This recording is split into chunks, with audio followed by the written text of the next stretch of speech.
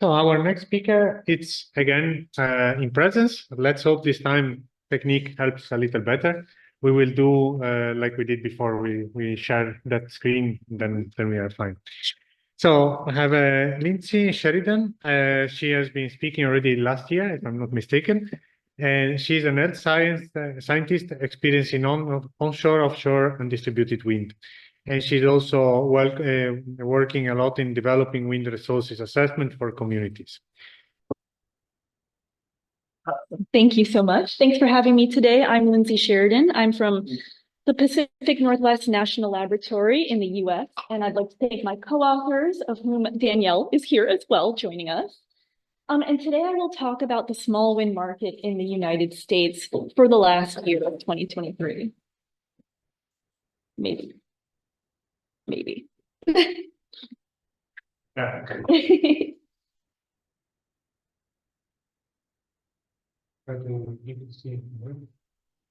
Okay, now I think we're good. Thanks.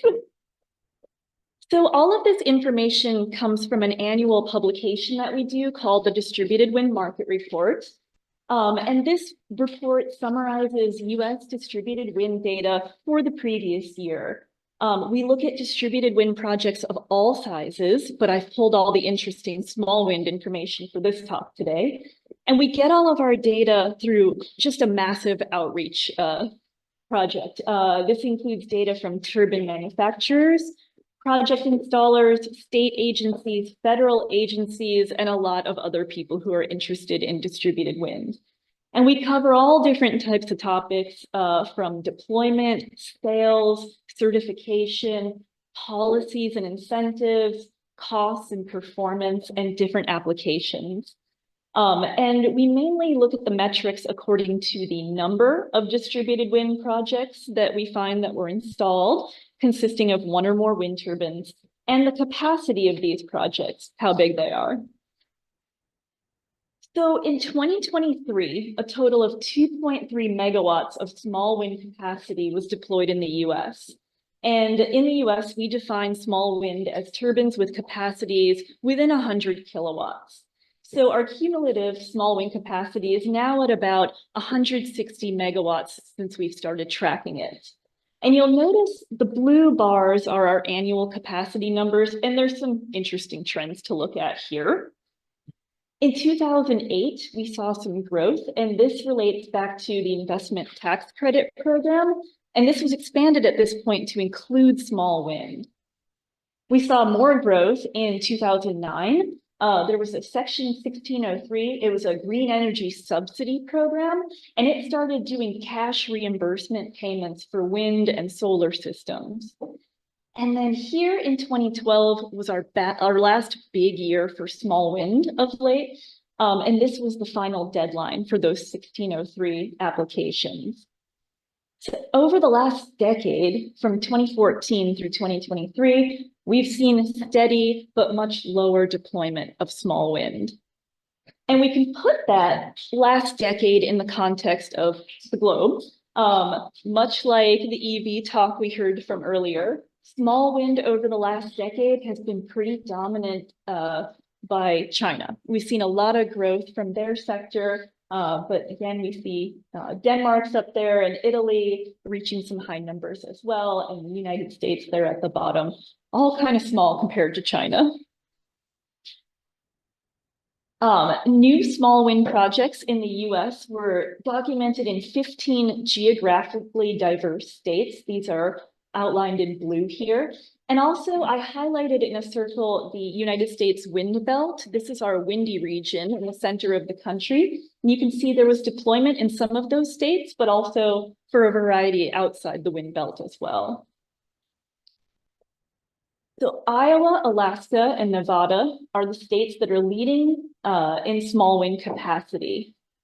And Iowa in particular has a very good wind resource, active project developers, and a history of receiving distributed wind incentive funding. Alaska, like some of us talked about yesterday, like Canada, has a lot of dependency on expensive diesel. So there's a lot of interest in small wind up there as well. And Nevada they installed many small wind projects a while ago for agricultural customers, but no new wind projects there have been installed since 2020 or 2017. So I'm wondering if those states will shift in the near future. Small wind sales and capacity in 2023 were pretty similar to the previous year of 2022.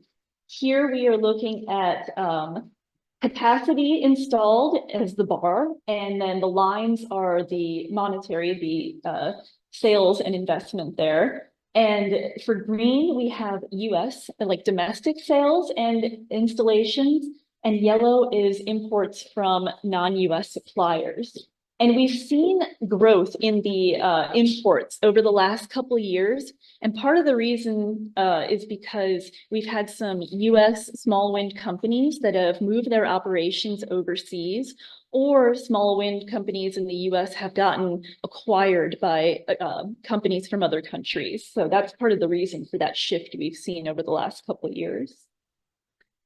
The average installed cost for new small wind projects in the US was about $7,000 per kilowatt. And we can see in the timeline that those numbers are coming down over the last couple of years, which is great to see. Projects for commercial customers accounted for 46% of the number of all small wind projects that were installed in 2023. This is in light blue on the bar charts. And this is followed by agricultural customers at 37% in light gray. What's interesting is the dark blue color, that's residential small wind, and we didn't find any reports of those in the US last year, but you can see that they have a significant presence in the previous years. In 2023, I'm talking about investments now, a total of $3.4 million in our Department of Agriculture's Rural Energy for America program grants were awarded to 40 wind projects. And of that 40, 39 of them were for small distributed wind projects, and they received $2.4 million. This program provides grant funding and loan financing to agricultural producers and rural small businesses to purchase or install renewable energy systems or make energy efficiency upgrades. The funding in 2023 was substantially greater than previous years due to the Inflation Reduction Act in the United States. But as you can see, it's still a drop in the bucket compared to what solar is receiving for incentives. In terms of performance, the average capacity factor in 2023 from a sample of our small wind projects was 13%. And lots of things go into the capacity factor and the performance, availability, downtime, issues, extreme weather. But we did a look back, and the wind resource was the big defining factor in these performance numbers in 2023. The map at the upper right here is the ratio of annual average wind speed from ERA 5 from 2023 to 2022. And the blue colors are indicating that 2023 was a lower wind resource year. And you can see much of the country is dominated by those blue and dark green colors. We had an El Nino year in 2023, and in the US, that tends to be associated with weaker jet stream patterns, decreased wind speeds across the continental US. So it's one of the reasons we saw some lower capacity factors. And now just to highlight a couple interesting projects that came online for small wind in 2023.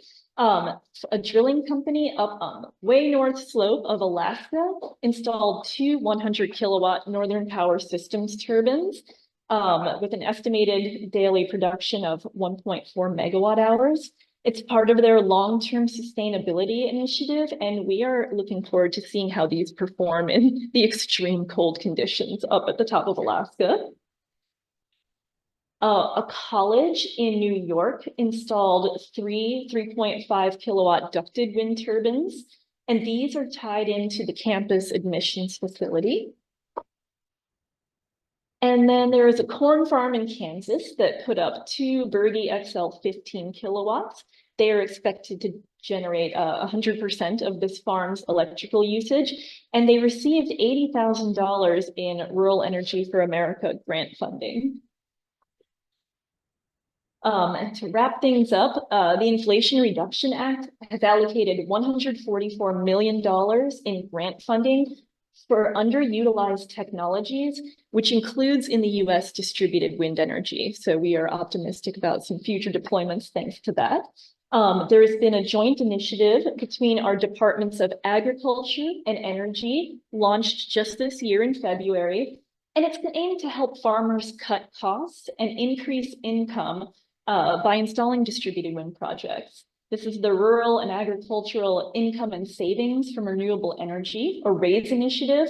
It includes an additional $4 million investment from our energy department to test and commercialize distributed wind technology and develop business models that will allow farmers to earn revenue from deploying these technologies.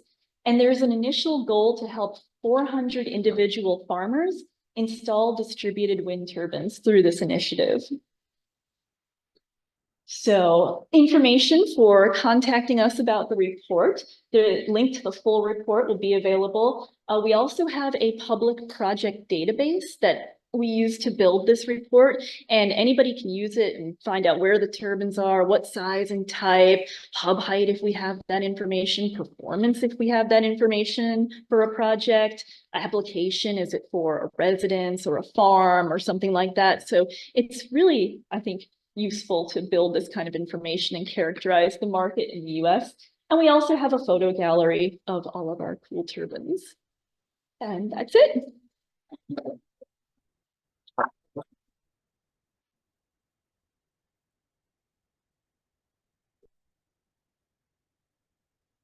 Thanks for the presentation. Is there any question from the audience? I'm closer. Okay. I will fix that for tomorrow, but now better not to play too much with the technique. Okay, can I talk now? Yeah. Okay, I'm Stefan from Italy. I just wanting to ask, one of the first slides you showed us was like showing the trend of the installation of the wind turbines, and there was a peak, I think, if I recall correctly, in the 2010, and then there was like a flat line till nowadays. And why is that? I mean. Yeah, so it has to do, there are a lot of reasons, but the incentive availability for those couple of years between about 2008 or 9 through 2012 inspired a lot of installation of small wind turbines. And then a lot of those programs have shut down over time. State agencies, which I didn't talk about here, used to also offer some pretty substantial incentives for deployment, and those are basically gone at this point. So a lot of it is driven by, were you able to get grants or aid to install a renewable energy system? And we haven't seen that kind of activity in recent years, but I think it is picking up. So we are hoping to see those spikes go up again. So they have gone backwards from the 2010 in the foundings of wind turbines? Yep. Okay. Okay. Yeah. Thank you. That's it.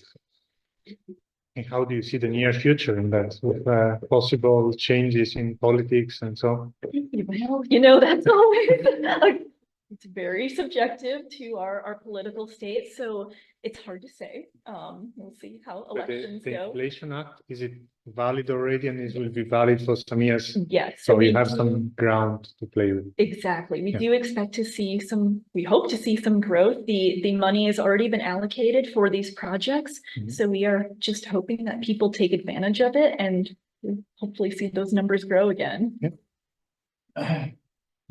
Yeah. Just sorry. This way you also wake up a bit.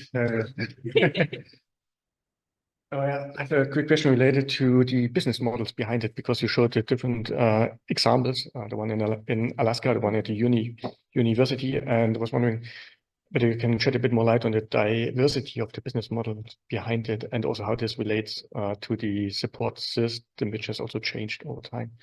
Yeah, so that's one area where I do feel like we have a bit of a gap, is understanding some of the business models and the interaction between like the turbine manufacturers and how they make their connections with their customers. It's one thing we are hoping and actively learning more about, is reaching out to the customers and understanding that drive.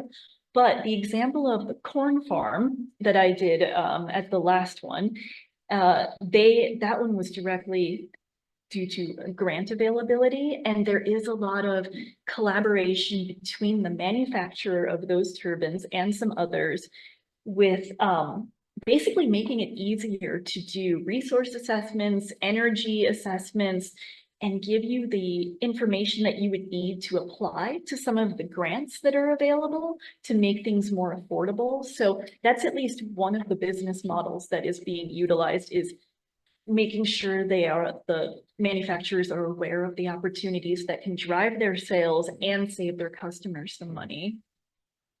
Thank you. More questions? If I'm not mistaken about Alaska and the project, was it Viking also involved in Greenland, or was it only Solid? Yeah.